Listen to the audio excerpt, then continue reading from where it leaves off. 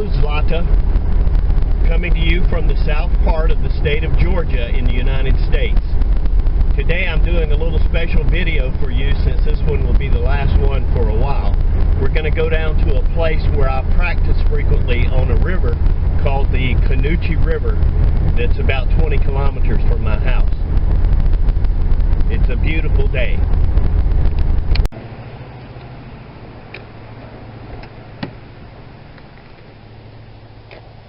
I am a home health nurse, which means I travel around to see patients who are too sick to be at home by themselves, but yet not sick enough to be in the hospital. I have a $20 violin that I carry around with me and practice with on the road.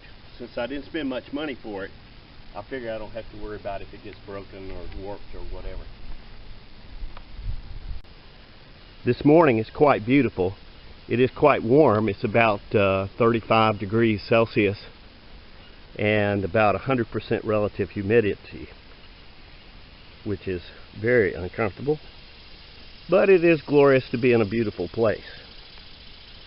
The Canoochee is about 20-25 meters wide at this point, and it's not flowing very much.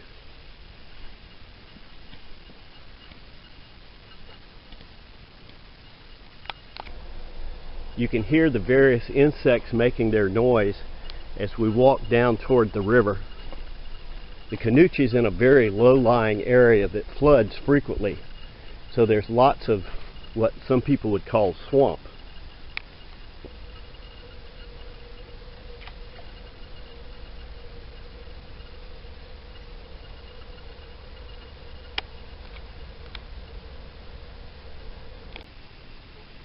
The first question I want to ask today has to deal with left-hand position, and I've tried to position the camera where you can see what I'm talking about. The first thing I'm going to show you is my left-hand position that I typically use. It's what I've been doing for the last 3 years since I've been playing. So.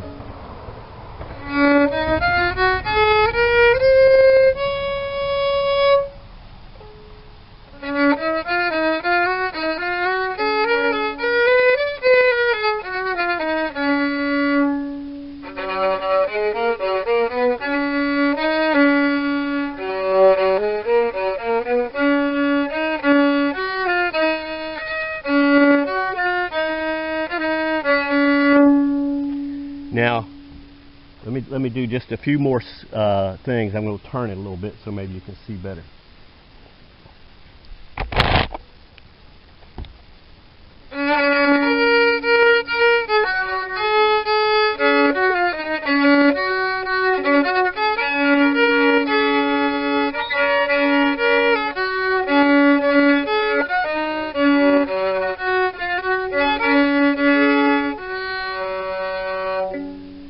Now, my understanding for vibrato, and let me just show you that I can do vibrato guitar style or perhaps mandolin style.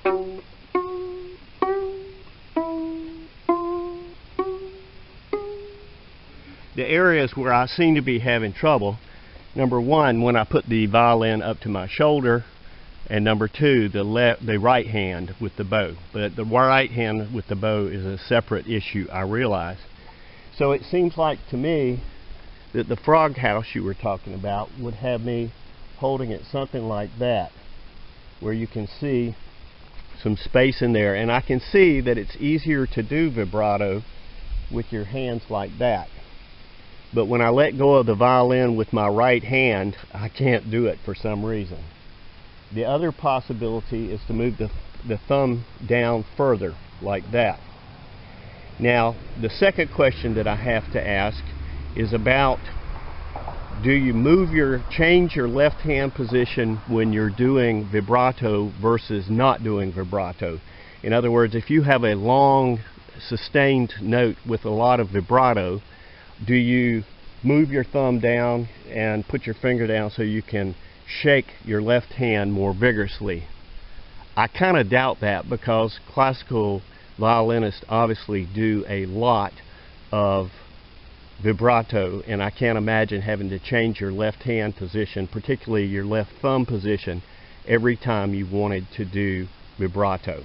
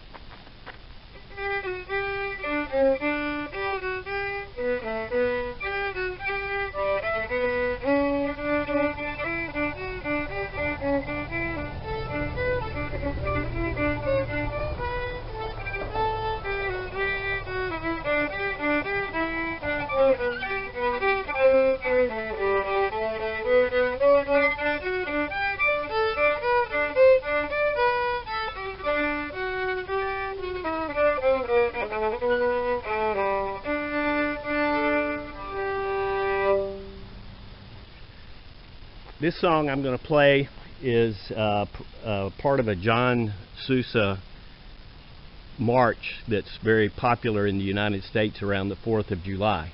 I heard it on our Independence Day and I thought I can play that on violin. I looked it up on YouTube and there's some very, very difficult arrangements for 2 violins.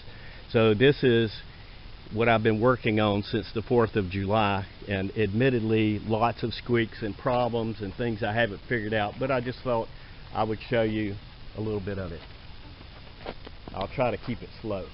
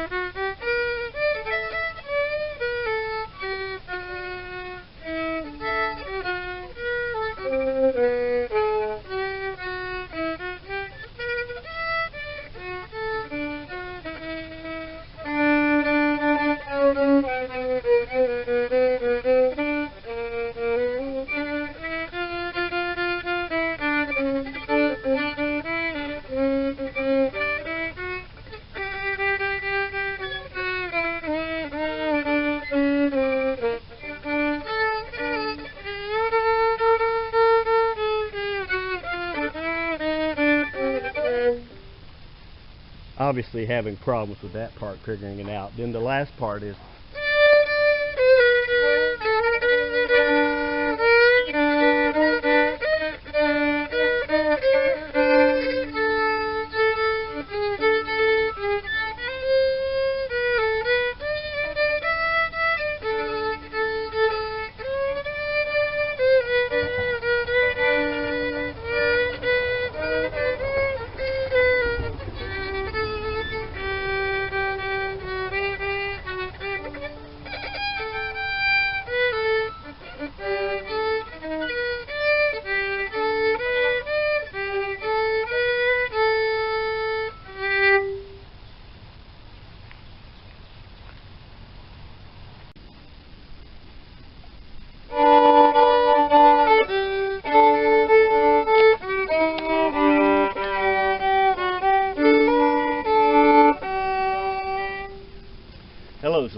I hope you've enjoyed this little different video showing you some of the scenes of South Georgia in the United States. I've enjoyed filming it. Unfortunately, this is going to be probably the last video I get to send you for some time. I have already unenrolled from Violin and Viola Academy so that I don't get charged again, because I simply haven't had time probably in the last 2 months to look at more than 2 or 3 videos a month. And that comes because I have to do a lot of travel and I'm not home. I do have my $20 violin here, which I take with me when I travel, and occasionally after lunch I'll sit down and have 10 or 15 minutes of practice, and that works out nicely for me. There are a couple of things that I would like to say that I've learned recently, and it's been because of you. The first thing that I've learned recently is I had asked you a question about slurring, because it seemed to me that I was able to do that and sound better, but you told me that every note should be bowed most of the time,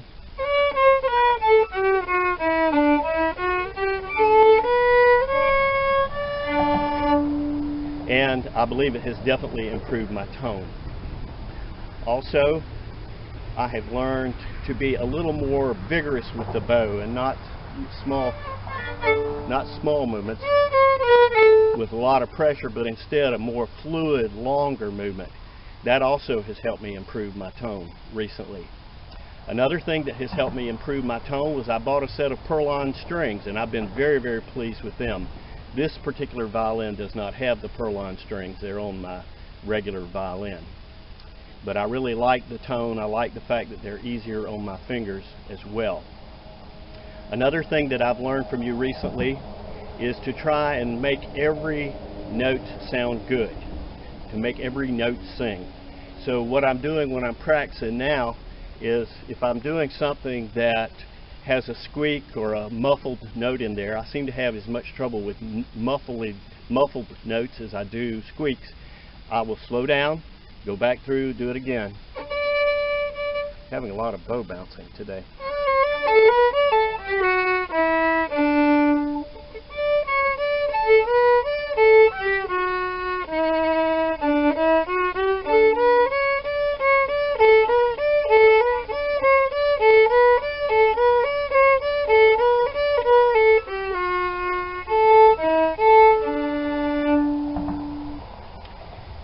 So, it's been a pleasure learning from you. You've taught me a lot about, oh, I forgot to show you my little strap that I invented to help hold this thing up. I tend to have neck trouble. I'm not sure what, but this is just a little thing. It hooks here and here. These are elastic and they're very stretchy. It won't harm the finish. Probably it would take a bullet to harm the finish on this one anyway. Goes around the back of my neck and helps hold the violin up and keeps me from getting a neck ache. This one I made adjustable, but the one I use with my other violin is not adjustable. It simply goes around like that and helps hold it in place. I also have a flesh type chin rest on my other one too, but I can't get the case to close over the flesh chin rest, so I have to stick with the standard one on there. So let me just wind up by saying thank you very much for your attention. I think you've got a super academy. I really especially like the fact that the answer to every question with you is not more practice. I see the importance of it, but I also know that many of us are already practicing as much as we can, so we need to learn to listen better, to practice better by improving our sound, and it's most of all a joy because you're always smiling and encouraging and not dead serious like so many of the people who teach violin on YouTube. So thank you for your time. I hope down the road I'll be able to re-enroll in Violin and Viola Academy. Of course, by then it may have taken the world by storm. I hope so, with 100,000 students and you employing 200 teachers to teach them all. Best wishes, Zlata. This is Blair Falk in the southern part of Georgia in the United States, saying ciao.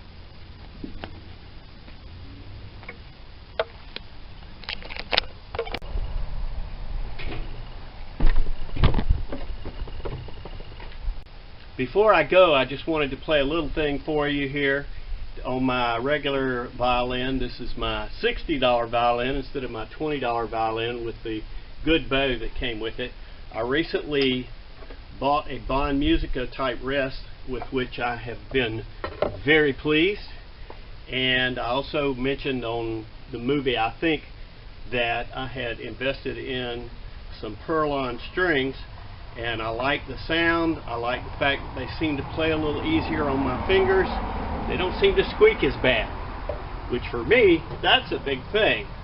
So let's see if I can play you something here. I'm sure we're going to have a car come by. This is the front yard of my house.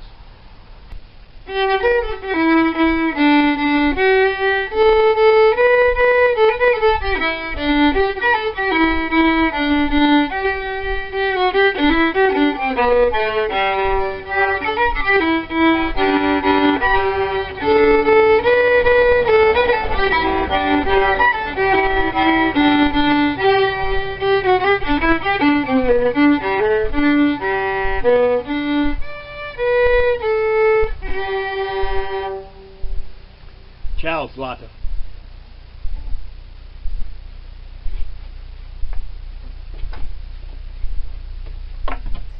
Hello Blair, this is Zlata. Thanks for sending in another video, and I've really enjoyed taking a look at the Canoochee River in Georgia. It all looks very beautiful.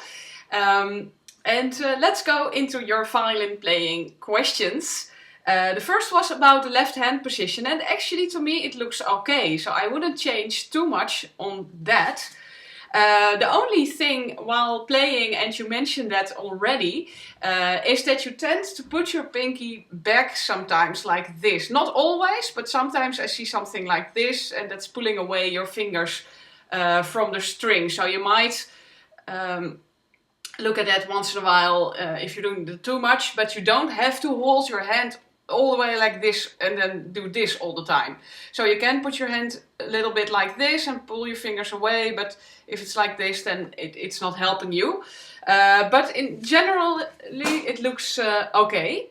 Then the vibrato, and you mainly ask me about your left hand position in vibrato, and in the video, and this might be also useful for other viewers, in minute number 4, I see that for vibrato, actually your normal left hand position is more suitable than for vibrato than the left hand position that you show me after that. So keep your hand in a normal position, which is also the answer to your later question, but we will go into that then. What I see at 4 minutes in the video, I see you hold your hand like this, so it's too much up, and also your violin is resting here and it doesn't really free up your hand, so it should be more there. And then you have this hole here under the neck of the violin, so not a hole here, but a hole right there. You can see that. Yeah, under the neck of the violin. Well, and I see that you're playing without a shoulder rest and you wonder how you can stabilize your violin a bit more. Later in the video I see you using a Bond Musica rest, so try these vibrato things using that Bond Musica rest. As you mentioned that you don't keep a shoulder rest with your $20 violin. What you can perhaps do is get a shoulder rest that is foldable. There are foldable shoulder rests that have feet that you can collapse, so collapsible feet. There exist shoulder rests from Kuhn who have that, and from Viva la Musica, if I remember it correctly. So that might be something for in your on-the-road violin kit. So use the shoulder rest, but your next question was, and I already said something about that, is do you change your hand when you do vibrato? Well, as you already mentioned, and you are right in that, is that as a classical violinist you do vibrato almost all the time, and you don't change your hand position for that. You have to find a hand position in which you can place all 4 fingers and in which you can do vibrato. So that's the trick, because change your left hand position as little as possible, because that benefits the stability of your intonation. If you change your left hand all the time, then everything will be different position changes and finding notes and everything. So it makes it unnecessarily more difficult. Those are your questions, I think. And some general tips, and you do that in the end of the video when you are playing the Stars and Stripes Forever. You're playing more in the string, you have a firmer tone, and it's unless you make a couple of mistakes there, but generally if it's going all right, and you do have a good bowing technique there, better than earlier in the video. So that was my general remark. So always have firm bowing. So sometimes it's a little bit sloppy, like something like that. So make a very firm tone, and also the string changes, make them also a little bit, clean them up a bit. You can do that perhaps by practicing some string changes separately. Then about the Stars and Stripes Forever, so your bowing is better, you might check the intonation. I think there are a couple of notes in there that you haven't had that much. Check where your fingers have to be and keep your left hand in the same position. So if you're playing chromatic things, then don't change your hand. So if you're sliding up, if you have something like that, then keep your hand in the same position and let your fingers, left hand fingers, do the work. Then for the intonation, you can also, if there are notes that you're not used to, play along with the recording and check yourself in that way. I hope there are some recordings that are not so fast. then perhaps practice a chromatic scale separately. Doesn't really matter which chromatic scale, because all chromatic scales have the same notes. Just the beginning note can be different. Check the double stops if they are correct, because I see that sometimes in the piece you are adding open D string, but I don't know if it's applicable everywhere, so you might want to check that. If you have double stops, then practice them separately. I did a separate double stop video, perhaps I should link to it, but the main thing is that you practice the two lines separately and that you then put your fingers down, but you just bow on one string, so one line. And if you have those lines, if you have to practice them separately and they work, then you can put it together. So some attention to the double stops. Well, I think that's it, Blair. I hope to welcome you soon again into the Academy and do more video exchanges with you. I always like the tours I get through the United States, as I've never been across the pond. So it's nice to, I'm learning as well in these videos. And that saves quite some money for holidays. So, well, good luck with playing. I hope you find the time in your travels to play a lot. And I hope to see you again soon. Bye bye!